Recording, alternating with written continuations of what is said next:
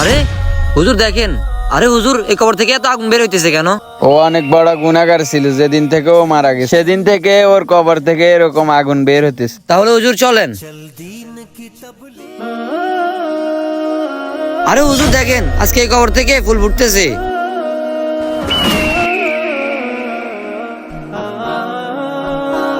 আরে এই কবরের রহস্য কি? একদিন এই কবর থেকে আগুন বের হতেছে, আরেকদিন এই কবর থেকে ফুল ফুটতেছে। এই মৃত লোকের একটা বউ ছিল আর একটা 7 বছরের ছেলে ছিল। চিন্তা করে দেখো, আজকে সকালে তোমার কাছে একটা ছেলে ফুটতে আসছিল। হ্যাঁ, পড়ো বিসমিল্লাহির রহমানির রহিম। বিসমিল্লাহির রহমানির রহিম। তখন আল্লাহ তাআলা তার বিসমিল্লাহ পড়ার কারণে সব গুনাহ মাফ করে দিয়েছে। সবাই দিনের পথে ফিরে আসো। দেখছো, শুধু বিসমিল্লাহ পড়ার কারণে আল্লাহ তাআলা তার সব গুনাহ মাফ করে দিয়েছে।